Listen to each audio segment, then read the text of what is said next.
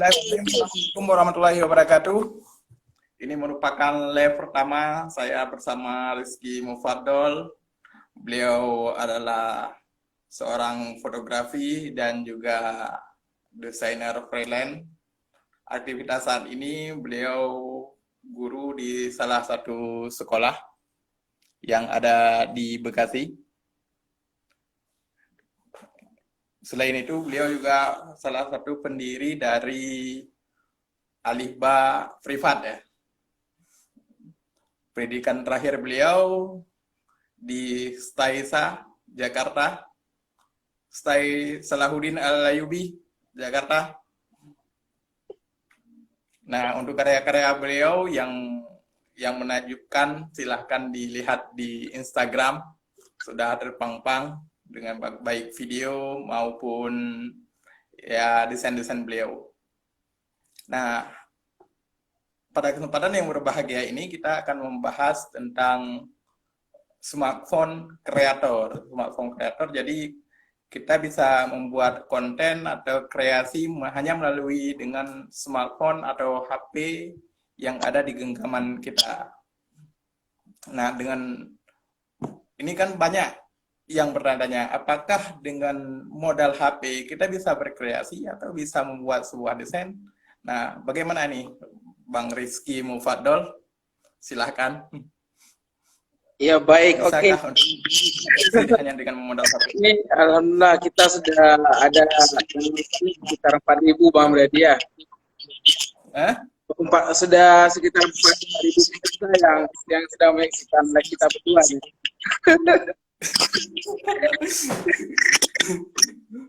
Oke, kita sapa dulu ya teman-teman kita yang udah hadir dari tadi. Ini ada Yahya Furqani. Halo, semoga selalu menikmati kehidupan Anda ya. Gimana teh Bang pertanyaannya? Halo? Ya, pertanyaannya tadi gimana? Pertanyaannya, bisakah hanya dengan bermodal HP kita untuk membuat desain-desain yang bagus seperti Bang Rizky Mufadol yang ada di Instagram? Oke, bermodalkan HP berarti kita buat desain ya. Sebelumnya perlu kita jelaskan sedikit bahwasanya dalam dunia desain itu sudah mengalami banyak perubahan. Mungkin di mana kalau zaman dulu itu beberapa tahun terakhir ini banyak perubahan ya. Tapi kalau misalkan kita lihat di tahun-tahun 2010, 2011, 2012, apalagi belakangnya, itu orang-orang yang memiliki skill desain itu hanya sedikit karena keterbatasan mereka yang harus menggunakan laptop ataupun PC. Tapi beberapa tahun terakhir sekarang sudah banyak bermunculan aplikasi-aplikasi untuk smartphone yang gratis yang bisa digunakan dan cara penggunaannya mudah. Jadi saya pikir untuk zaman sekarang ini untuk mengedit ya, untuk menggunakan HP itu sangat-sangatlah gampang dibikin dengan berbagai macam aplikasi yang sedia di Play Store maupun App Store. Dan aplikasi-aplikasi tersebut pun itu gratis ya, meskipun ada iklannya, tapi bisa digunakan secara gratis. Jadi tidak memberatkan. Banyak sekali aplikasi seperti Canva, kemudian Pixellab, kemudian ada PixArt untuk mendesain dan mengolah foto, kemudian ada Snapseed. Kemudian kalau untuk video kita punya VN yang sekarang itu lagi sedang digandrungi oleh juga ya. Kemudian ada juga Master yang dari dulu memang kerap sekali digunakan oleh para editor di HP smartphone. Dan aplikasi-aplikasi tersebut pun secara kualitas tidak jauh beda dengan menggunakan laptop atau PC. Menggunakan aplikasi Corel secara kualitas gambar dan warna itu tidak jauh berbeda. Bahkan bisa dibilang hampir ukuran aplikasinya pun berat sehingga tidak membuat HP kita itu panas misalkan, atau membuat HP kita itu kepenuhan memori, tidak, karena ukuran dari aplikasi-aplikasi itu sendiri memang dirancang sangat ringan dan ramah untuk pengguna smartphone. Mungkin demikian Bang Priadi untuk pertanyaan pertama tadi yang bisa saya jelaskan. Memang saat ini apa namanya handphone memang RAM-nya hampir sudah mendekati PC. Kalau dulu kan kita menggunakan PC atau personal komputer atau laptop gitu kan, RAM-nya juga masih 1 giga lah kan. Tapi sekarang smartphone juga sudah mendekati gitu kan. Bahkan ada yang sampai 8 giga, 16 giga udah keluar. Iya. Kameranya pun sekarang udah kamera juga lumayan kan. Dulu kita harus beli kamera, sekarang beli HP sekaligus beli kamera gitu. Nah, ini semua perkembangan zaman tentunya kan. Pertanyaan selanjutnya dari saya yang banyak ditanyakan ke saya itu biasanya tentang aplikasi ya, aplikasi apa saja yang digunakan, namun tadi sudah dijawab oleh Bang Rizky Mufadol. Tetapi dari sekian banyak aplikasi apa yang paling sering digunakan dan aplikasi yang sering digunakan oleh para kreator, kemudian aplikasi yang memang enak untuk dibuat desain sederhana gitu. Mungkin itu yang perlu kita jawab. Aplikasi itu sebenarnya kan cuma satu.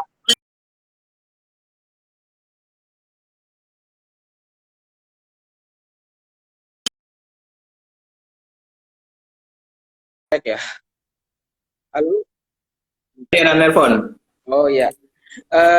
Ini kan sebenarnya aplikasi ini hanyalah alat yang digunakan oleh manusia.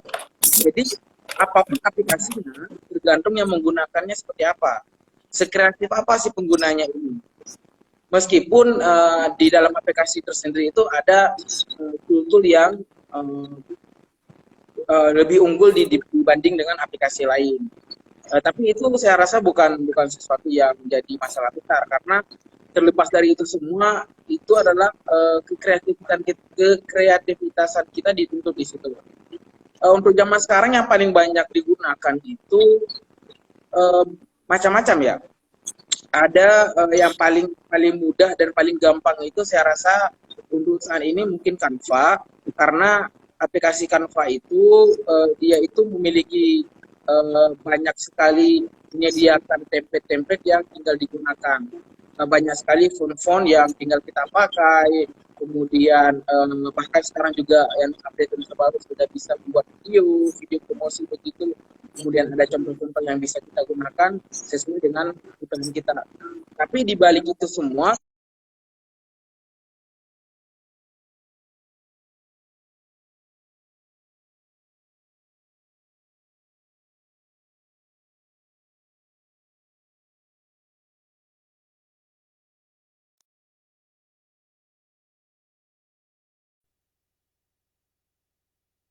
ya, menurut saya kalau Canva itu kekurangannya adalah tidak bisa mengembangkan si penggunanya itu tidak bisa mengembangkan kreativitasnya, karena mereka itu terlalu manja dengan apa-apa yang sudah disediakan oleh dari Canva itu sendiri. Dan yang kedua kekurangannya itu dia harus online ya. Kalau Canva kan nggak bisa kalau offline, harus online. Iya. Kalau misalkan kita lagi sinyalnya kurang bagus, ya kendalanya di situ. Kemudian ada juga PicsArt ya, PicsArt untuk mengolah foto, untuk membuat double exposure, kemudian untuk mendesain juga bisa. Tapi saat ini yang saya pikir masih sangat sering dan menjadi satu aplikasi yang banyak digunakan oleh para content creator ataupun para desainer yang menggunakan HP adalah Pixel Lab. Kenapa? Karena Pixel Lab itu meskipun dia tidak punya template seperti Canva, meskipun font-fontnya kita harus menambahkan secara manual, tetapi di sana kita bisa berekspresi, di sana kita bisa mengembangkan kreativitas kita lebih daripada Canva. Jadi bagaimana ide yang kita punya, kemudian kita kembangkan bisa menggunakan Pixel Lab. Bahkan di sana kita bisa menggambar, kemudian kita bisa membuat tone warna yang berbeda. Jadi banyak sekali hal-hal yang bisa dieksplor di dalam menggunakan Pixel Lab. Saya rasa begitu. Baik, untuk tutorial lebih lengkapnya ada di Highlight. Iya. Cek Highlight Rizky Mufadol ya untuk tutorial yang lengkapnya. Cek Highlight Bang Rizky Mufadol. Beliau sering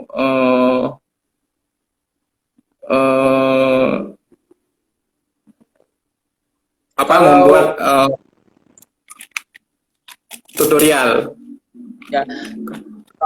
Kalau tahun kemarin, sebenarnya kalau misalkan teman-teman menyaksikan melihat di Instagram saya itu tidak ada postingan khusus mengenai desainer ya, tentang desain ya, tentang desain atau tentang hal-hal yang berkaitan dengan dunia desainer. Kalau yang sekarang itu lebih banyak tentang foto. Sebenarnya saya itu terjun ke dalam dunia desain ini sudah tahun ya, bisa bilang masih baru. Dari 2018 pertama kali kemudian saya itu menggunakan Canva. Ini ke HP ya, kalau dari laptop itu sudah dari 2015 bahkan. Tapi kalau untuk menggunakan HP itu dari 2018 pertama itu menggunakan Canva. Kemudian setelah itu berkembang dan video tahun itu, kemudian juga berkembang lagi menggunakan, akhirnya jatuh hati menggunakan Pixel Lab. Jadi kalau misalkan teman-teman lihat di Instagram saya sekarang itu tidak ada, karena Instagram yang sekarang saya pakai itu meskipun sudah jarang dipakai, Instagram yang saya pakai itu sekarang lebih ke tentang foto. Meskipun ada beberapa di sorotan itu ada tutorial tentang Instastory, tapi kalau untuk desain menggunakan Pixel Lab ataupun tutorialnya belum ada. Mungkin nanti next time kita bikin ya Bang ya. Sebenarnya Oke, siap lah. Guru saya bikin tutorial sendiri ya. Iya, harus dibikin tutorial sendiri. Sendiri, nanti ada sesi tutorial sendiri, nanti kita tayangkan juga secara live nanti ya. Ini kalau nanti penontonnya mencapai angka 1000, kita bikin part 2, Bang. Oh ya, boleh. Ini sudah mencapai 4000 ini, tinggal cari berapa? 6000 lagi ini. Iya, tinggal.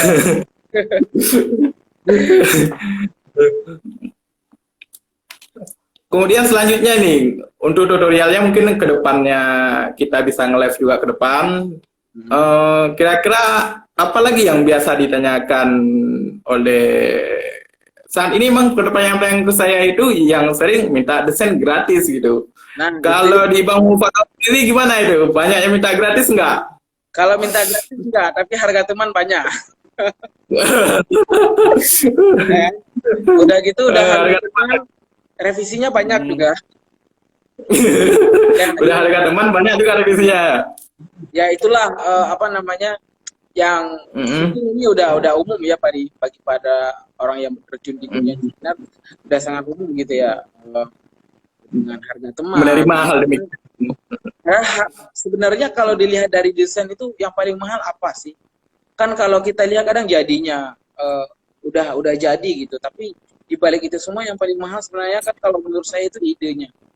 Kita itu kalau nggak punya ide nggak bisa bikin, nggak bisa gerak gitu, nggak mau nongkrong di depan komputer ataupun di layar HP sejam 2 jam, kalau kita nggak punya ide itu nggak bisa ngapa-ngapain. Justru proses pencarian ide, mencari inspirasi itu yang mahal sebenarnya menurut saya.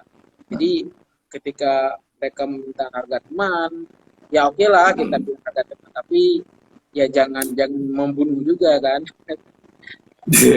Ya karena lagi PPKM ini, makanya saya kemarin itu berniat untuk membuat live di Instagram gitu kan, agar teman-teman yang lagi PPKM ini mungkin bisa membuat desain-desain walaupun hanya di HP saja gitu. Ya, Karena kemarin itu banyak yang minta ke saya, Bang, tolong dibantuin Bang untuk desain yang ini, player ini gitu, untuk acara ini gitu. Nah, sedangkan saya kan lagi banyak-banyaknya ada yang masuk orderan gitu, pas lagi banyak. Saat ini kosong, makanya saya bisa bikin level ini. Sudah lagi orangnya kalau sebenarnya kemarin-kemarin lagi banyak itu. sebenarnya Bang Brady ini orangnya sangat sibuk sebenarnya. Dia adalah seorang content creator juga kan, desainer juga. Tapi beliau lebih menggunakan komputer Bang ya. Iya, kalau saya di komputer dan kalau di HP saya sangat kurang ya. Walaupun sebenarnya hampir semua software itu kita bisa menggunakan untuk desain ya, untuk saat ini ya. Bahkan di Word saja sudah bisa desain. Di Excel juga udah bisa desain kan. Bikin logo di Excel bisa. Jadi aplikasi itu sebenarnya tidak lagi menjadi harus pakai aplikasi khusus gitu. Iya, benar. Nah, tetapi di mana ide-ide kita untuk membuat sebuah desain itu yang sangat penting gitu. Nah, Ya, bicara masalah ide ini, kalau menurut Bang Rizky Mufadol ini gimana? Di mana kita dapat ide-ide untuk membuat sebuah desain atau sebuah karya? iya. Sebelumnya saya kembali lagi kalau kita mendesain tuh pakai HP apa aja sih yang bisa kita desain menggunakan HP? Apakah cuman desain-desain tipografi, foto-foto biasa? Sebenarnya sangat banyak yang bisa didesain menggunakan HP ya. Saya sendiri itu berpengalaman memegang akun sekolah, akun yayasan, akun bisnis, food dan juga retail. Itu kita bisa bikin postingan di Instagram dengan konsep yang matang, dengan look yang lebih bagus, seperti flyer, apa aja kita bisa gunakan, kita bisa bikin dengan HP sebenarnya. Bahkan undangan pun sekarang kan one page itu sudah bisa dibikin dengan HP, simple. Dan kelebihan kita desain dengan HP itu kita bisa desain di mana aja, kapan saja tanpa harus buka laptop. Tapi kita dapat orderan sambil duduk ngopi langsung bikin jadi langsung masuk gitu kan. Iya. Jadi nggak perlu lagi tuh yang kayak harus nyari colokan dulu, kemudian nyari wifi dulu, susah kan. Jadi lebih simpel ya. Cuman memang secara ukuran resolusi kalau untuk naik cetak itu baru ya tidak bisa. Iya, baru memang harus Bu, nggak bisa di HP. Bisa. Itu sih. Tapi kalau untuk sosial media, saya kira sudah sangat cukup kalau menggunakan HP. Kemudian kalau untuk ide itu sebenarnya sangat banyak ide sekarang. Tergantung dari industri itu sendiri. Kalau misalkan kalau saya pribadi itu biasa saya dalam proses pencarian ide itu pertama kita browsing dulu di Google, baik itu Flickr, Pinterest, kemudian atau juga beberapa web yang memberikan ini ya tentang desain. Kita bisa cari juga di situ. Atau stok foto ya? Iya. Kemudian bisa juga di akun-akun Instagram yang berkaitan dengan industri tersebut. Kalau misalkan industri pendidikan, kita cari Instagram yang berkaitan dengan pendidikan. Industri makanan, kita cari Instagram berkaitan dengan makanan. Nah, di situ nanti kita dengan seringnya melihat, seringnya membuat itu nanti di situ akan menambah insting kita dalam desain ya. Iya. Ada pertanyaan masuk nih Bang Brady. Untuk pertanyaan mungkin kita lewatkan sebentar ya. Oh, iya, Nanti iya. ada sesi sendiri ya untuk pertanyaan.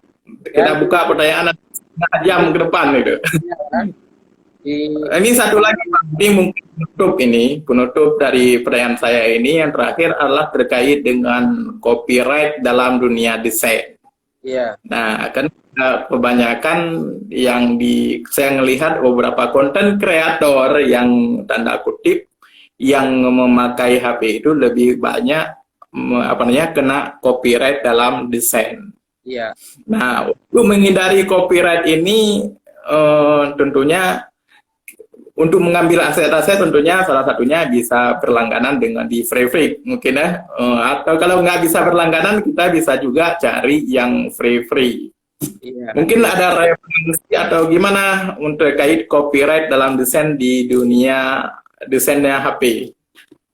Mungkin itu. Ya, sebenarnya kalau untuk copyright ini sendiri kan tidak hanya menggunakan HP, karena kan ya namanya beberapa desainer itu kayak lebih ini loh Bang, kayak mereka tuh ngambil jalan pintas untuk bikin baik itu Iya. backgroundnya, jadi kayak tinggal nambahin aja ketimbang bikin dari nol kan. Itu yang Eh, rata-rata ya. copyright, dan salahnya mereka mungkin karena mereka mengambil dari web-web yang tidak gratis, yang harusnya Iya. berbayar ataupun gratis dengan syarat beratribut, tapi mereka tidak ini Mm, kan, akhirnya kena Tidak copyright. mau menampilkan.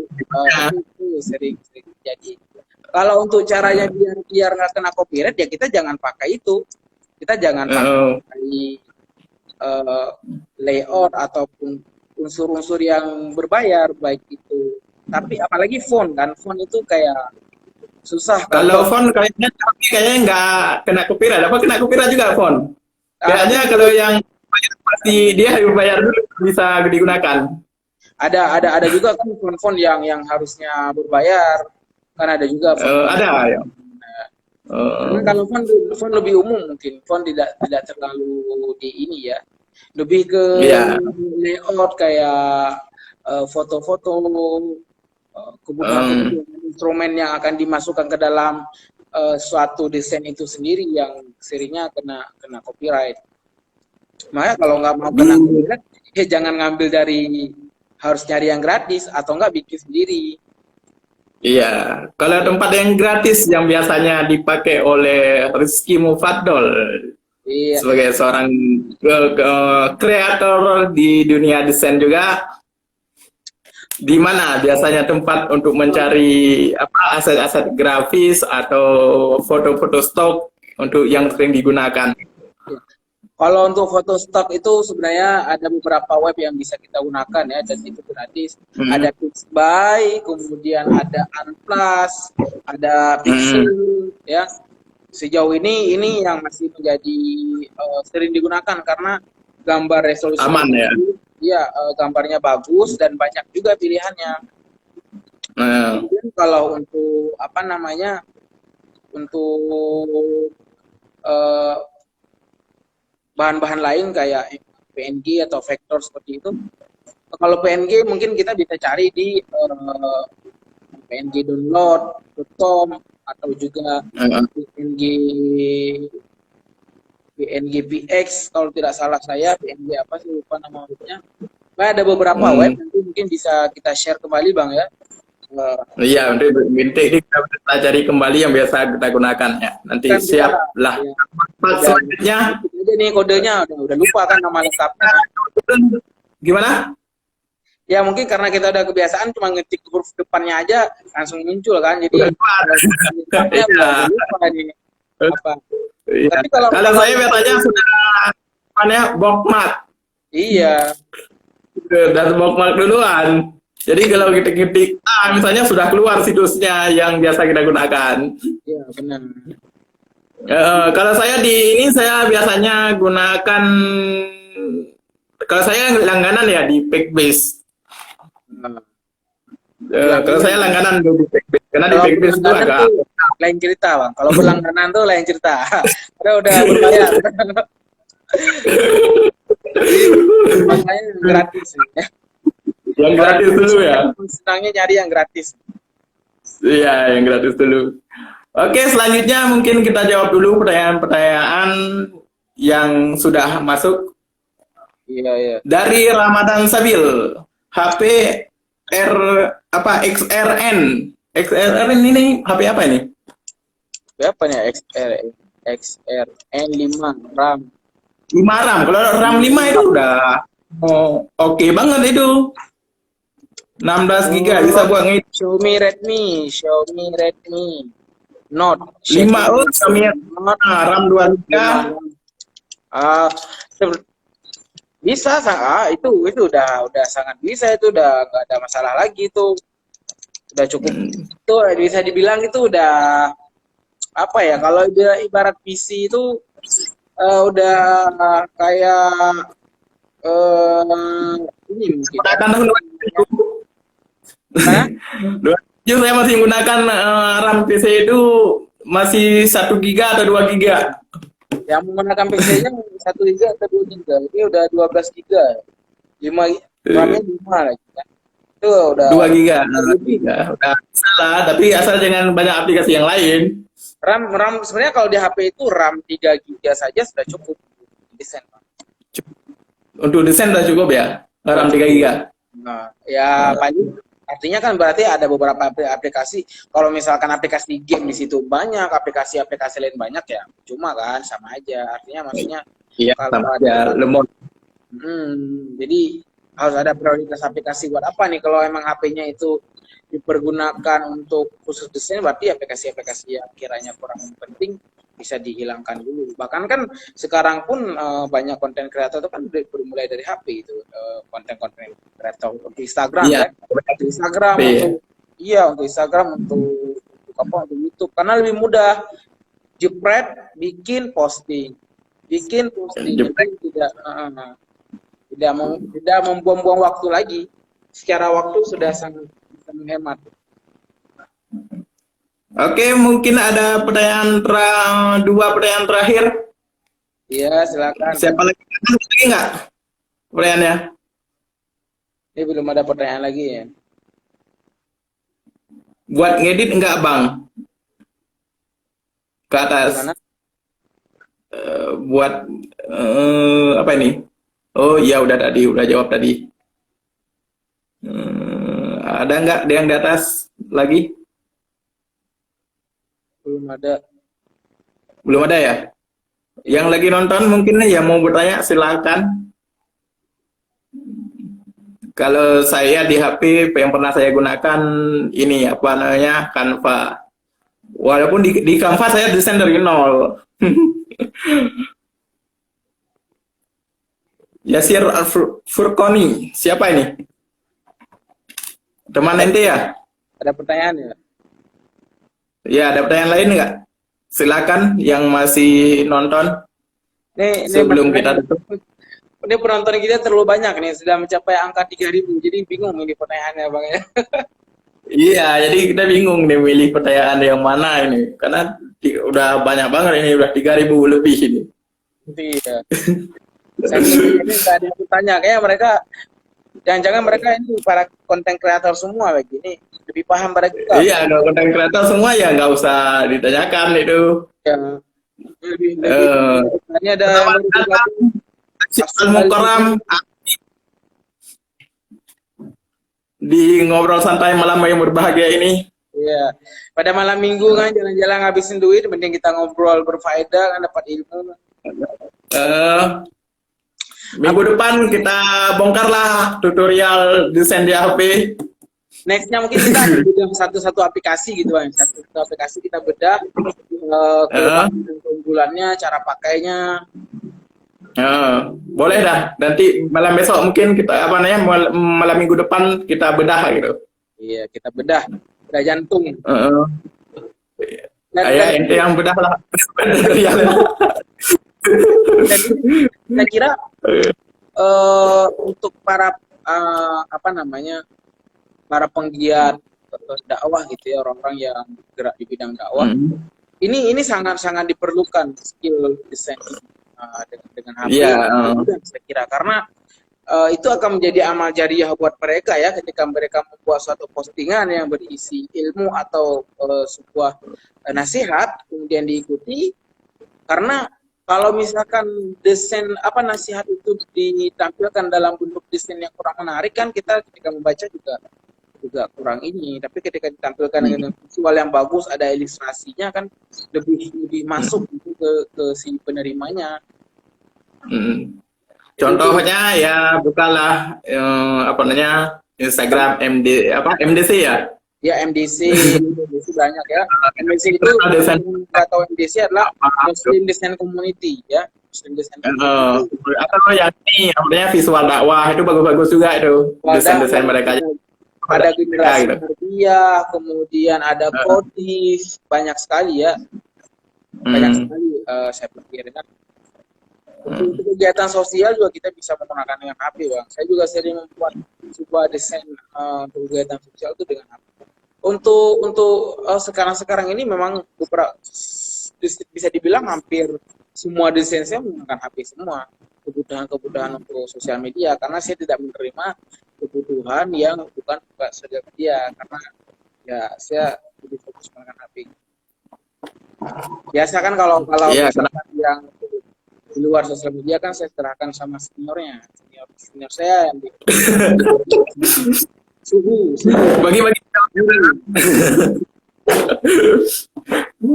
beberapa desainnya Bang Rizky Fadol juga ada di apa namanya salah satu anggota DPR RI dari sebuah fraksi. Iya, itu pun berkat guru saya ini yang di atas ini. Yang beliau desain itu Yang lumayan bagus. Ya namanya kita mencari makan apa aja. Iya, yang dimana saja kita apa namanya terima aja ya.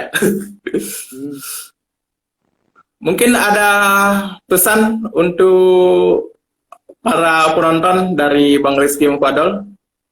Ya, untuk teman-teman yang baru mau memulai ataupun yang sudah terjun ke dalam dunia desain ini, jangan pernah takut kalau kalian itu terkendala dengan alat. Saya nggak punya HP bagus, itu bukan jadi suatu masalah. Yang penting itu bagaimana tingkat ide kalian, kreativitas kalian itu kalian kembangkan sedemikian rupa.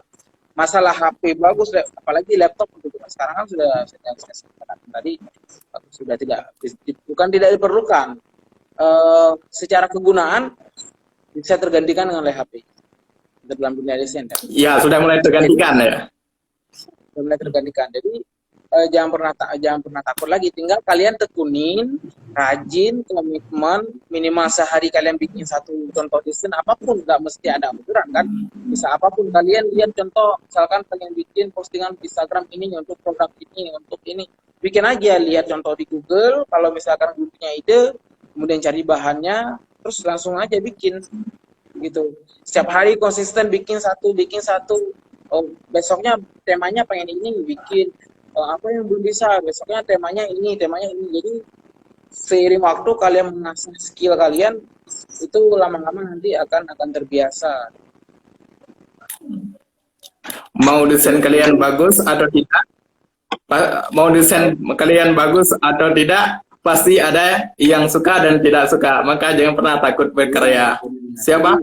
Memang dalam dunia desain itu kan, desain itu bisa dibilang seni kan. Seni itu kita nggak bisa memaksa orang 100% suka. Intinya kalian bikin sesuai dengan kemauan kalian. Kalau misalkan itu orderan, kalian bikin sesuai dengan yang di-request orang. Kalau membuat orang semua suka, jangankan desain, manusia aja kan nggak bisa membuat semua manusia suka sama satu orang. Intinya komitmen. Kalau dalam dunia desain itu komitmen, dan jangan pernah lelah gitu. Karena ya namanya bosen pasti ada kan. Gini-gini aja nggak berkembang, pasti ada. Iya, pasti ada. Dan harus mengikuti perkembangan yang sering harus kita mengikuti perkembangan tren juga ya. Tren dalam desain. Untuk mengikuti perkembangan tren, apalagi tren dalam dunia desain itu penting. Biar desain kita nggak ketinggalan zaman, Bang. Iya, benar. Mungkin itu saja karena penonton kita tinggal 3.000 lagi dari berapa ribu, dari 7.000 tadi, tinggal 3.000 lagi. Jadi untuk minggu depan kita akan bedah sebuah software. Software apa yang akan kita bedah? Mungkin untuk minggu depan kita mulai di Canva kali Bang ya, karena Canva ini menjadi primadona bagi para pelaku bisnis sepertinya. Ini orang-orang yang baru bisnis, bingung nih bikin postingan, pasti larinya ke Canva. Ya, mungkin minggu depan kita bedah sebuah software Canva, baik yang gratisan maupun yang berbayar. Kalau yang berbayar, saya belum punya linknya juga nih. Nah, nanti saya carilah ya linknya. Yang mudah-mudahan aja Ya, nggak semoga bisa kendala ya. kita gunakan berbayar juga. Iya, mudah-mudahan tidak ada kendala minggu depan Jadi kita bisa apa namanya nggak yang free aja yang kita bedah, tetapi yang berbayar juga akan kita lihat gitu. karena ini Minggu depan kita sebuah software yang bernama Canva. iya kan. Sebenarnya ini sangat penting Bang. Menurut saya skill desain itu di zaman sekarang itu setiap orang, terutama anak muda harus punya. Mm-mm. Sekarang itu kita udah masuk ke dunia zamannya digital gitu. Entah itu desain Iya, visual, ya, desain grafis ataupun videografi itu, fotografi itu suatu skill yang memang harus dimiliki walaupun tidak mahir, setidaknya mereka tahu dan bisa menggunakannya. iya minimal bisa ngotak-ngatik dulu ya. Iya, Urusan bagusan tidaknya itu urusan belakangan. Yang penting bisa jadi dulu. kalau mau kalau mau bagus ya tinggal disering lagi. Ya kalau pengen bagus tinggal hubungi saya nanti. Iya, ini Tapi ini guru berbayar. ini. Saya guru ini. Saya juga berguru sama beliau. Kalau lagi libur kadang datang ke itu bisa dilihat di belakang itu majalah Sahabat. Ya, saya biasa Bisa kantor ya. Harusnya Bang Amriadi ini yang jadi bicara ini berbalik. Saya kualan, nggak sopan. Bagus.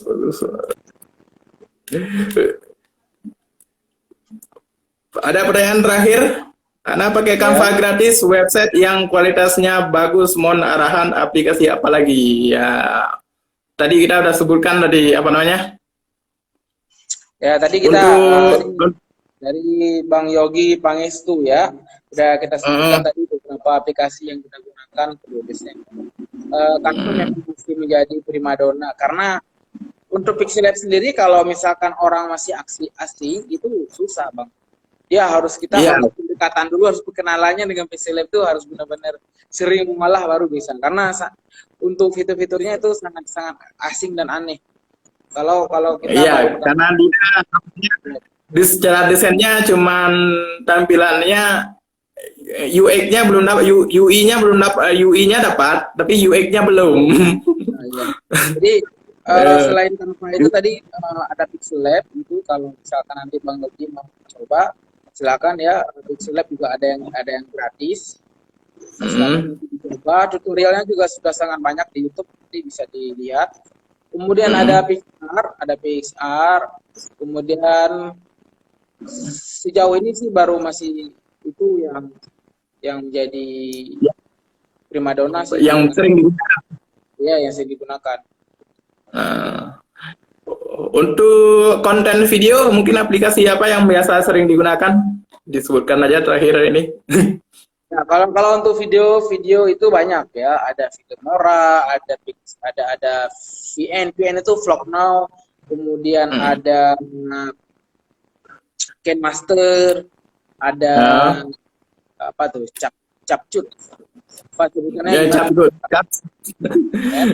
Itu juga bagus juga buat edit video itu, Capcut itu. Dia juga menyediakan template untuk motion grafik juga ada di Capcut itu. Jadi sebenarnya untuk video promosi bagus. Itu yang sering digunakan ya. VN itu Capcut, kemudian sama KineMaster sih yang sering digunakan. Ya, kalau KineMaster yang paling banyak digunakan saat ini ya Bang, apalagi tentang saat pembelajaran PPKM ini jarak jauh online ini paling banyak digunakan untuk bikin media pembelajaran online itu pasti menggunakan KineMaster. Bahkan di KineMaster itu kita sebenarnya untuk produksi film pendek itu sudah sangat bisa di KineMaster Bang. Iya, sangat oke udah. Sudah. Oke, mungkin itu saja Pak. Kali yang berbahagia ini kita tutupkan saja, sudah 1 jam bersama Rizky Mufadol di Smartphone Creator pada malam yang berbahagia ini, dan kita sambung minggu depan dan untuk membedah sebuah software Canva. Ya, yang baru silahkan nonton siaran ulang nanti saja. Baik, terima kasih. Teman-teman yang sudah bergabung, nanti silakan yang untuk pengen tahu materi lebih lanjutnya bisa dilihat di siaran ulang. dan bisa Mm-mm. dibuka nanti season keduanya Bang ya. Iya, sesi keduanya minggu depan. Setelah itu kita undang siapa lagi nanti yang akan menjadi pembicara. Ya, ya harus Eh, semestinya. Ini kita harus saling ya, sharing ya, harus ada namanya timbal balik gitu. Kalau misalkan nanti teman-teman ada usulan atau ada kita yang salah bisa di ini ya Bang ya, bisa dikasih tahu di kolom komentar. bisa gitu. Kalau ada yang request siapa narasumbernya nanti kita juga bisa.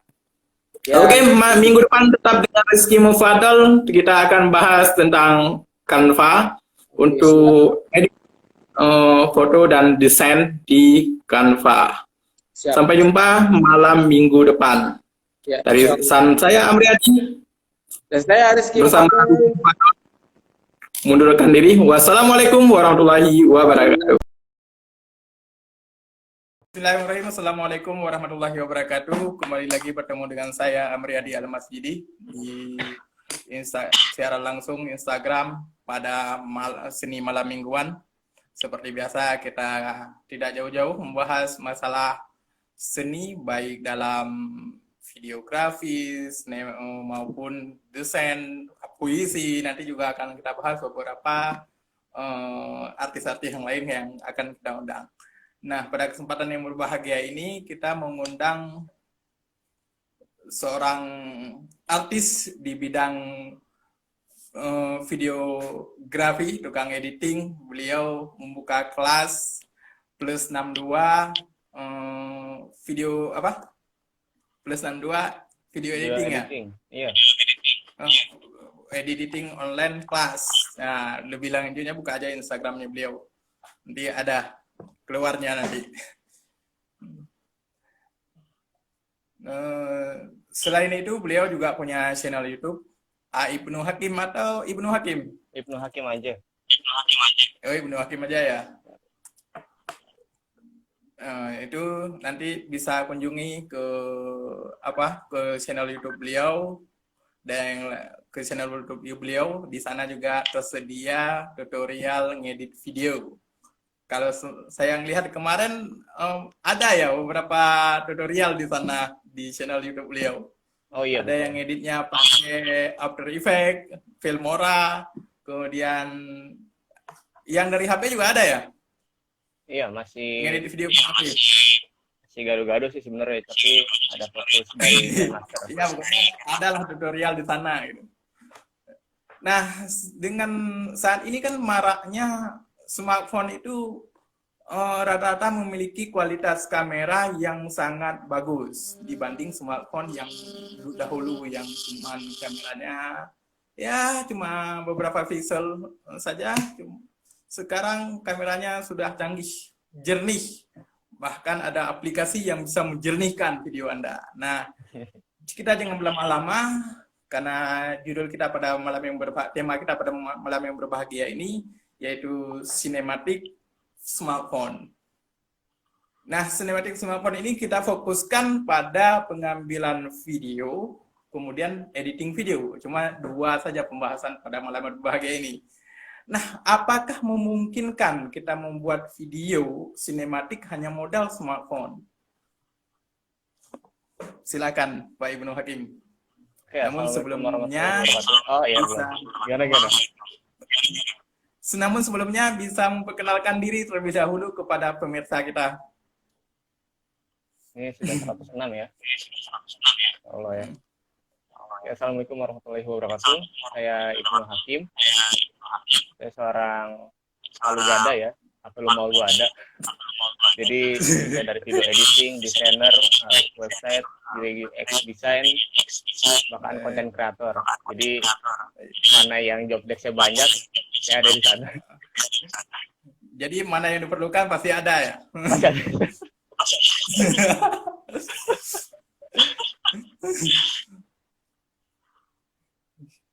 Ya, mungkin itu ya perkenalan singkat saya. Memungkinkan nggak kita mengedit video memungkinkan nggak kita mengambil video cinematic atau video pembelajaran, video tentang sebuah produk hanya modal HP atau smartphone? untuk saat ini ya, untuk saat ini Ya, pesan. smartphone sudah sangat cukup ya, Hmm. kurang ini. Sudah sangat cukup untuk mencakup semuanya ya, dari sinematik apa, membuat video sinematik, terus video pembelajaran dan lain-lainnya. Untuk video sinematik sebenarnya nggak perlu kita beli stabilizer, karena ada aplikasi dari Google atau bawaan HP itu namanya Google Foto. Jadi itu bisa menstabilkan video yang kita ambil,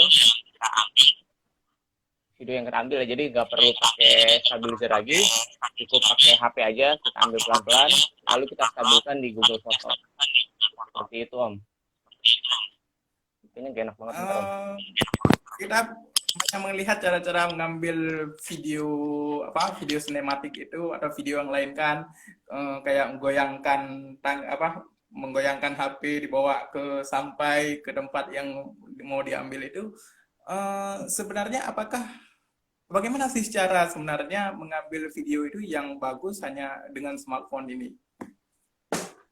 Nah, sebelum mengambil video sinematik itu, kita harus ketahui dulu nih apa yang mau kita ambil. Misalnya, ini dengung ya? Dengung nggak sih? Dengung ini. Bentar, coba. Dengung banget ya.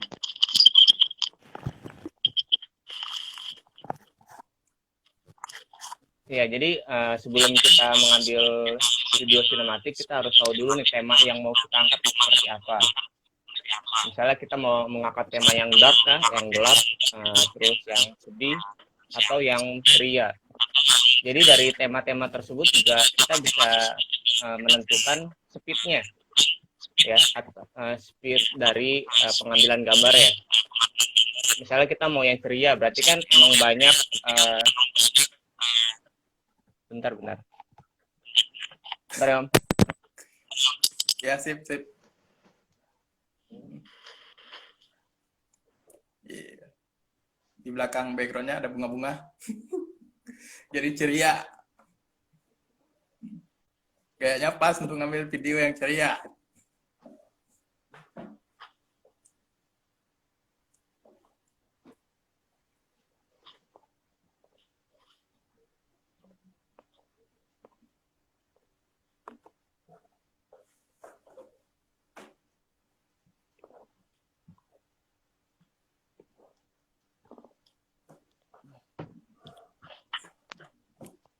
Oke, saya lanjut ya. Saya dulu ya. Ya.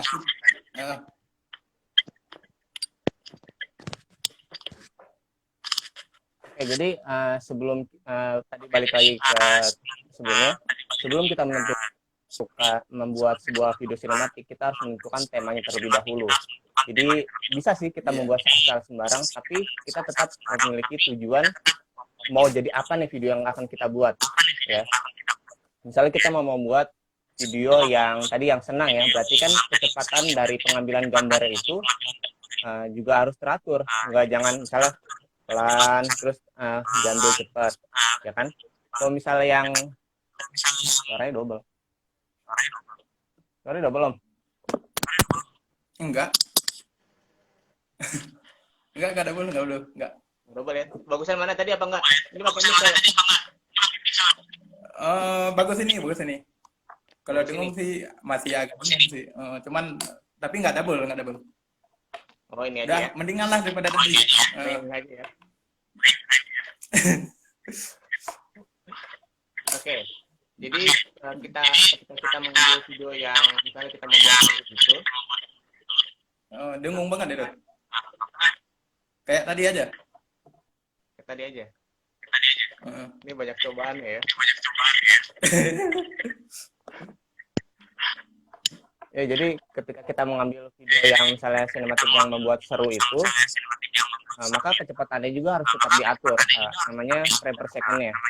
Misalnya kita ngambil dari bagian sisi kanan, lalu kita ngambil ke bagian sisi kirinya, ya kan? Atau kita bisa ngambil dari sisi kanan ke sisi kanan lagi, jadi dibuat memutar seperti itu. Lalu misalnya dari atas dan semisalnya. Namun itu adalah sebuah proses dalam pengambilan gambar ya. Tentunya sebagai finalnya itu adalah proses editingnya. Proses editingnya kita bisa menggunakan Google Foto. Nanti pemirsa di rumah, ini pemirsa kan ya, bisa melihat biasanya ini ada di folder Google ya, ada di gambung, ada Play Store, itu ada Maps segala macamnya, ada Google Foto atau tulisannya foto doang, tapi dari Google. Itu teman-teman tinggal bisa klik aja, nanti tinggal diklik stabilkan. Insya Allah, misalnya video yang agak goyang-goyang dikit itu akan langsung stabil seperti menggunakan stabilizer. Tapi kalau misalnya memang memiliki modal lebih, bisa beli stabilizer untuk handphone. Itu sangat cukup untuk membuat video sinematik. Tinggal teman-teman pertajam kembali cara memegangnya. Biasanya untuk mengambil video sinematik ada triknya, ya. Triknya misalnya kita menahan nafas, ya, tahan nafas terus sambil ditarik, ya, sambil digeser videonya seperti itu. Untuk selanjutnya masuk namanya tahap editingnya, yaitu kalau di HP yang fitur yang sangat banyak itu pasti memakai KineMaster. Jadi di KineMaster ini sudah hampir seperti Premiere Pro ya. Untuk video editing itu sudah sangat cukup sih sebenarnya. Jadi kita bisa melakukan hal apapun di KineMaster. Seperti itu sih. Untuk mengambil video itu bagusnya portrait atau landscape? Oke. Mengambil video itu bagusnya portrait atau landscape. Sekarang gini, sesuai kebutuhan kita mau uploadnya di mana, ya kan? Kalau misalnya kita buat untuk story WA, ya kan? Story WA kita menggunakan portrait pastinya, ya, story WA terus ya, kita untuk semua story kita menggunakan portrait. Apalagi sekarang lagi zamannya fitur reels, ya, fitur reels di Instagram, terus ada video short di YouTube ya, video short di YouTube. Lalu ya sama seperti TikTok, berarti mereka lebih mengambil bentuk potret. Jadi tidak menutup kemungkinan bahwa potret ini juga bisa menjadi video yang bisa dinikmati oleh semua orang. Berbeda misalnya dengan menggunakan video sinematik. Video sinematik itu lebih enak dan lebih memukau jika kita melihatnya dengan sudut pandang landscape. Ya, karena kan kita mau melihat apa aja sih objek yang diambil, lalu pemandangan apa yang diambil, seperti itu.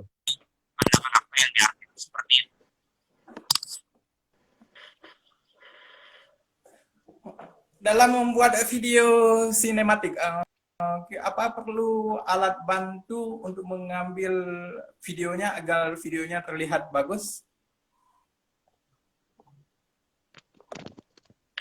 Agak putus-putus ya?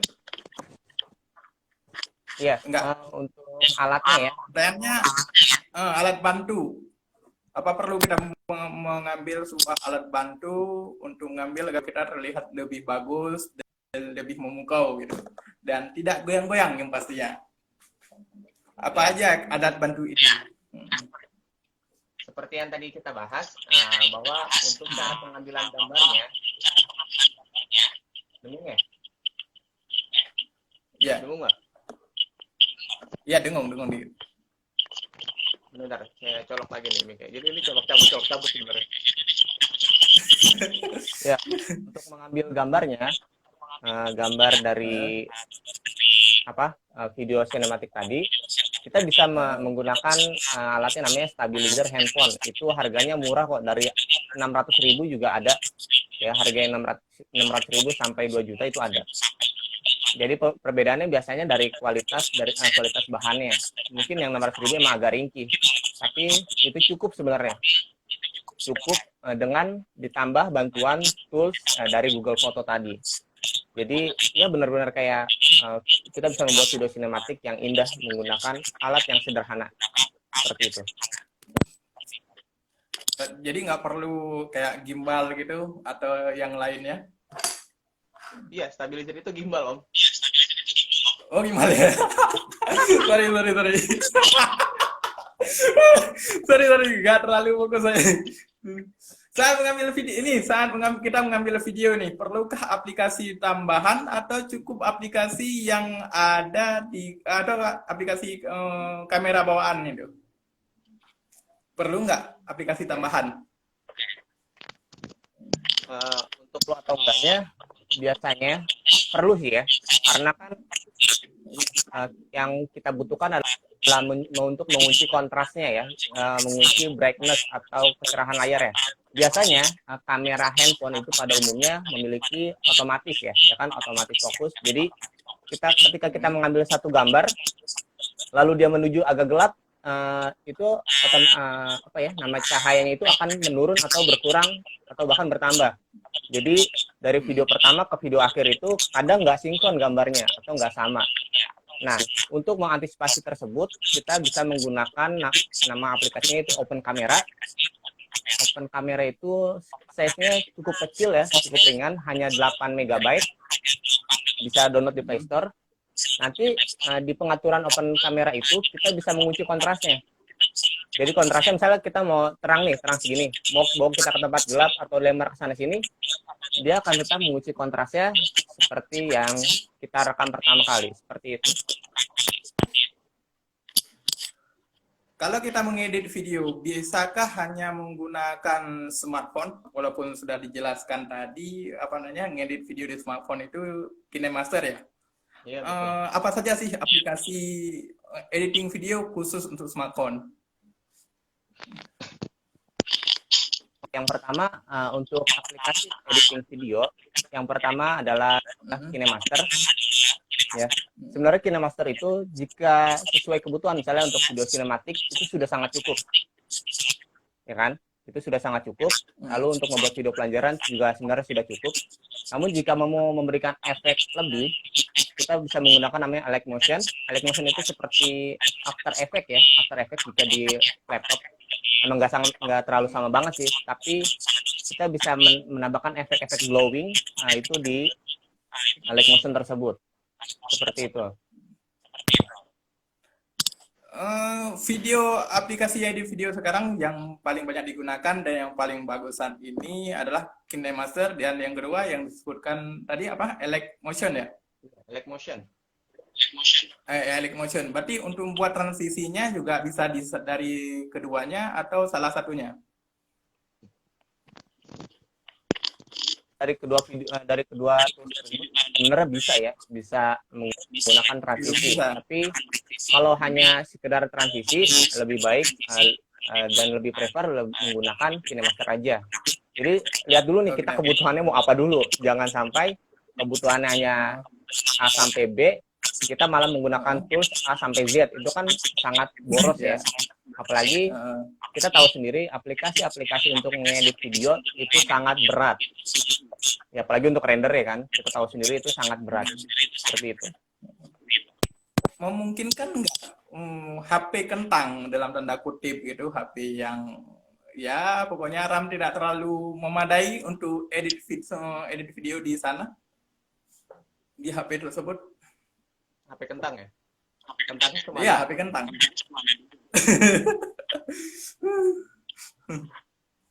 Kentangnya ada batasan dulu nih. Berapa?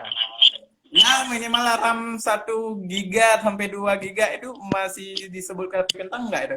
Nah, RAM 1 GB lah, di bawah 1 GB pastinya. Kalau RAM di bawah 1 GB kayaknya disebut HP kentang ya, di bawah 2 GB ya. RAM 2 GB kayaknya disebut HP kentang. Kalau nggak salah saya ya.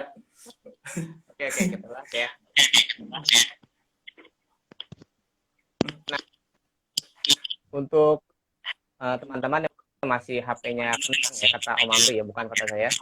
Jadi RAM yang di bawah 2 GB itu sebenarnya cukup untuk menggunakan KineMaster aja ya. Dan durasinya sebenarnya pengaturan itu pada layer dari KineMaster-nya. Jadi semakin banyak layernya itu akan semakin banyak RAM yang dimakan. Seperti itu. Jadi untuk mengantisipasi tersebut, yang memiliki HP di bawah 2 GB, saran saya adalah untuk banyak ekspor. Jadi misalnya kita buat rangkaian pertamanya dulu, misalnya teks, terus kasih beberapa teks, terus tibanan gambar, misalnya sampai 4 layer, kita ekspor dulu nih, ya kan? Itu sudah menjadi satu video matang, lalu kita masukkan lagi, itu akan menjadi satu layer ya, satu layer utama. Nanti baru kita tambahkan, misalnya kita mau tambahkan audio, terus misalnya kita tambahkan transisi, atau misalnya ada kurang teks, kita tambahkan teks lagi seperti itu. Jadi ini adalah untuk memanipulasi RAM kecil tetap bisa mengedit video yang luar biasa. Apakah untuk editing video khususnya di smartphone ini, apakah ada spesifikasi smartphone khusus untuk editing video? Spesifikasi gimana nih? Spesifikasi untuk RAM atau HP merek, jangan itu merek lah, tapi HP apa gitu yang cocok untuk edit video seperti apa namanya? Kalau sekarang kan banyak ada antara Android dan iPhone itu, atau RAM berapa giga? Maksudnya spesifikasinya agar tidak lemot dan bisa untuk ngedit video yang durasinya ya minimal 20 menit ke atas lah. Oke. 10 menit ke atas lah itu. Kalau itu kan udah semakin panjang ya videonya, 10 menit ke atas itu. Gimana? Ya maksudnya spesifikasi smartphone untuk ngedit video gitu. Boleh lah disebutkan mereknya, kita kan nggak jual HP di sini. Oh, kita nggak di kan? Apa kira-kira HP apa yang cocok untuk ngedit video? Oke. Ini biar nggak demo ya, subscribe lagi misalnya. Jadi untuk handphone yang bagus, pastinya saya pernah menggunakan iPhone. Itu iPhone itu luar biasanya, walaupun RAM 1 GB, kita mau buka aplikasi apapun itu stabil. Jadi nggak ada lemot-lemotnya. Dan untuk emang editing video, ya mungkin iPhone bisa jadi pilihan utama jika kita standarnya adalah RAM. Karena RAM iPhone 1 GB itu bisa standar dengan RAM 3 atau 4 GB-nya Android. Itu bisa diuji sih. Ya kan? Karena dengan RAM itu kan adalah banyak, misalnya RAM 3 GB, berarti ada kapasitas 3 GB yang bisa ditampung banyak aplikasi apa yang kita buka, seperti itu. Nah, iPhone ini luar biasanya, walaupun RAM 1 GB itu bisa banyak membuka aplikasi. Namun kelemahan iPhone adalah pada baterainya. Sedangkan kita mengedit video itu pasti HP layar itu nyala terus, maka HP itu akan semakin panas, ya kan? Jadi untuk teman-teman yang mau edit video bisa menggunakan Android, mungkin yang 2 GB ke atas itu juga cukup, ya. 2 GB ke atas itu udah sangat bagus banget sih sebenarnya. Jadi misalnya kalau video 20 menit, berarti kan ada 20 menit, mungkin bisa dikali 3, hampir sekitar 60 menit ya. Hampir 60 menit kita menunggui dan melihat terus editing kita, ya kan? Belum misalnya kita potong 1-5 menit nih, apa aja videonya, terus kita lihat lagi, kita tambahin lagi. Nah, jadi untuk editing video 20 menit, yang kata orang, ya kan cuma 20 menit, ya kan biasanya gitu ya. Padahal ada 3 kali lipatnya kita melihat video tersebut. Makanya kadang kalau misalnya kita buat video sinematik, pas video itu jadi, kita udah males ngeliatnya. Ya kan? Kita ya udahlah, orang kita udah nontonin hampir 3-4 kali kan. Bahkan scene mana itu kita udah hampir, ini udah teliti banget gitu. Seperti itu sih. Berarti proses editing sebuah video itu memakan waktu yang sangat lama ya kalau di smartphone. Dan tentunya kalau di PC juga demikian, tergantung pada spesifikasi yang kita gunakan. Seperti ya, berpengaruhnya pada RAM dan smartphone yang kita gunakan. Ya, begitu ya. Iya, betul. Kira-kira. Nah. Di smartphone ini, bisakah kita membuat video animasi? Oke. Bentar. Video animasi atau video animasi atau untuk 3D? Membuat animasi di HP, animasinya seperti apa dulu nih? Oke, kita bahas lagi kan. Misalnya animasi itu banyak. Kalau misalnya animasi yang menggerakkan orang, ya kan, terus ada namanya aplikasi, kalau nggak salah apa ya waktu itu ya. Jadi aplikasinya itu emang apa sih nama aplikasinya? Saya Jadi juga lupa itu kalau buat animasi sederhana misalnya dari bola jatuh atau burung terbang, itu kita bisa manipulasi menggunakan KineMaster. Namun jika menggunakan misalnya membuat manusia utuh, lalu kaki kanan yang bergerak, itu menggunakan aplikasi khusus. Jadi kita menggambar frame by frame-nya. Lalu bisa juga misalnya kita aplikasi stop motion. Aplikasi stop motion adalah aplikasi yang dibuat menggunakan gabungan dari berbagai foto. Ya. Jadi ada yang namanya FPS, frame per second. 1 detiknya itu adalah 30. Jadi 1 detik itu ada 30 foto yang diambil. Misalnya gerakan seperti ini, lalu kita mau buat animasinya, maka kita membutuhkan 1, 2, 3, 4, 5, 6, 7, sampai 30. Jadi pas kita play dalam 1 detik, maka dia akan seperti ini. Semakin banyak frame per second ya, atau gambar dalam 1 detik itu, maka akan semakin halus video yang dihasilkan. Ini adalah pembelajaran animasi sih. Pembelajaran animasi singkat, ya. Jadi itu adalah kunci dasarnya. Dalam membuat animasi juga, ya kita bisa memanipulasi menggunakan KineMaster. Sebenarnya KineMaster itu sudah sangat cukup banget jika kita ingin mempelajari lebih dalam lagi. Ya, luar biasa penjelasan dari narasumber kita pada malam yang berbahagia ini. Mungkin kita cukupkan di sini saja pertemuan yang berbahagia ini karena sudah jam 8:30, karena waktu kita cuma setengah jam untuk setiap live-nya. Saya Amriyadi Al-Masjidi sebagai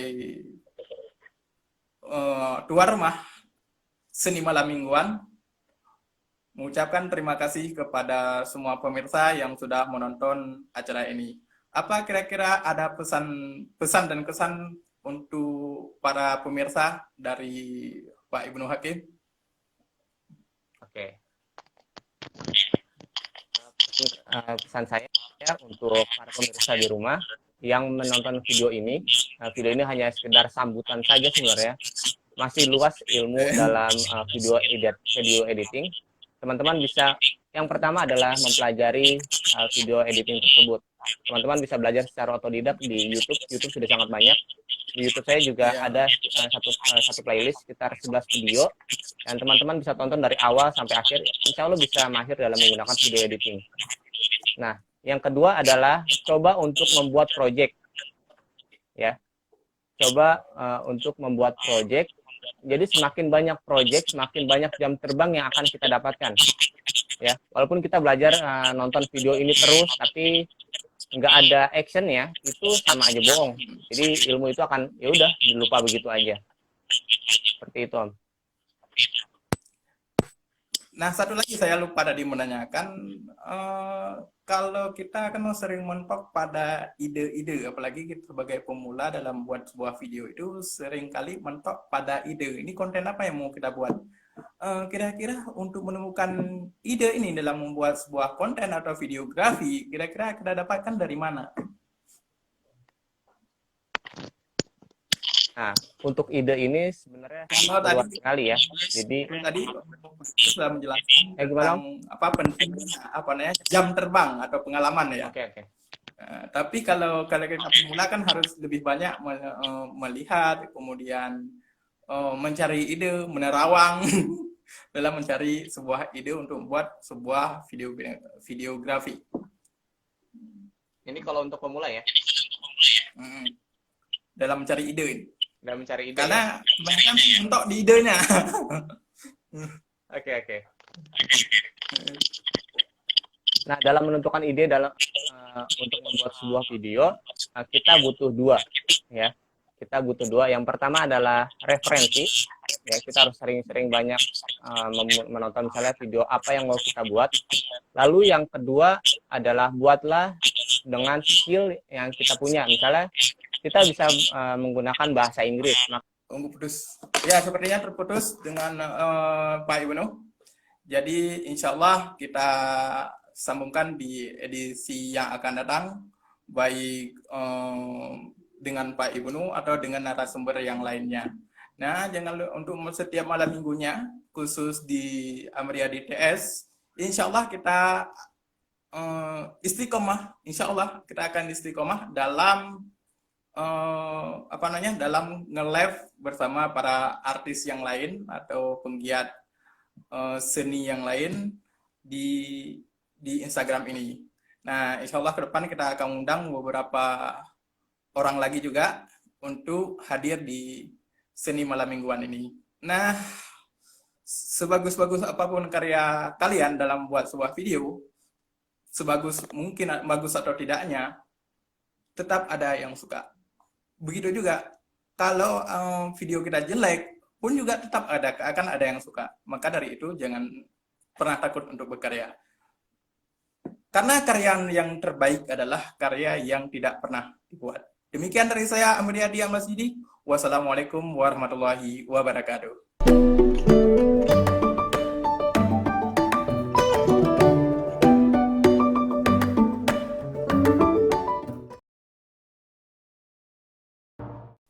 Saya Amriadi Al-Masjidi di channel Amriadi DS. Kali ini saya bersama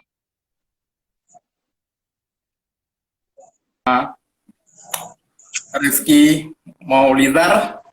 Beliau adalah seorang man kota Soe, kemudian juga wartawan di Ruang Nusantara dan juga koran independen. Nah, itu aktivis beliau. Selain beliau aktif menjadi wartawan, beliau juga aktif memimpin Ikatan Pelajar Muhammadiyah Kota Lusoe. Harusnya beliau sudah mahasiswa, harusnya di IMM, bukan lagi di IPM. Tapi masih di IPM. Oke. Pada tahun 2015-2016 yang lalu, saya pernah menulis tentang, jadi tema kita hari ini pada malam yang berbahagia ini adalah tentang hidup dan matinya jurnalisme. Nah, pada tahun 2005 saya sempat menulis tentang media, tentang jurnalis. Jadi pandangan dasar tentang kewartawanan. Di sana dalam tulisan saya dimuat oleh Aceh Ren pada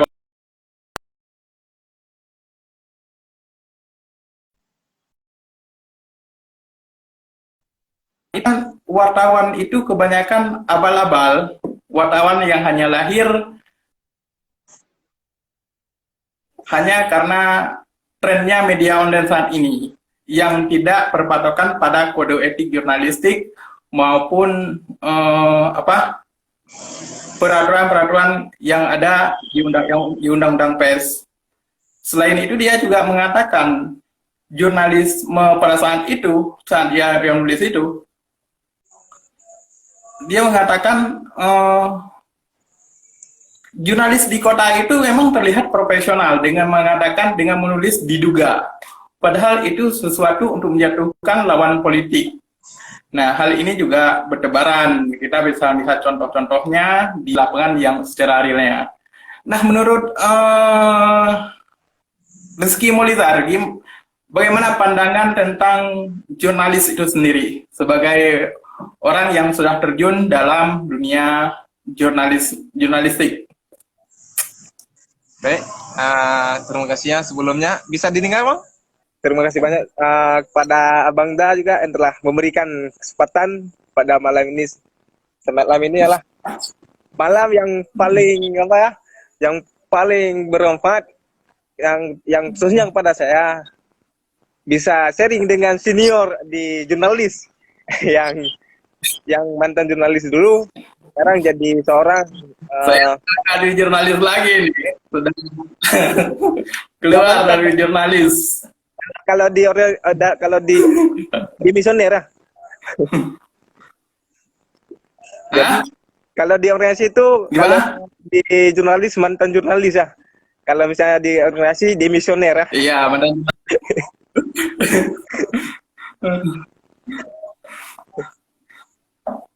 Baik, sebelumnya rekan dulu waktu menjadi jurnalis.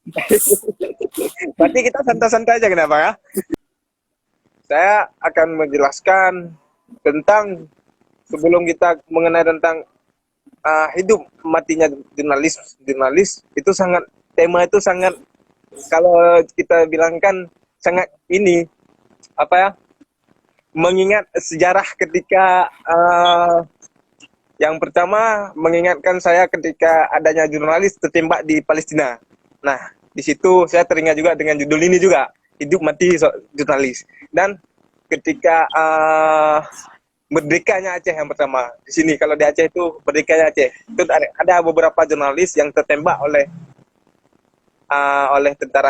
tentara. Baik, sebelumnya saya akan menjelaskan apa itu jurnalistik.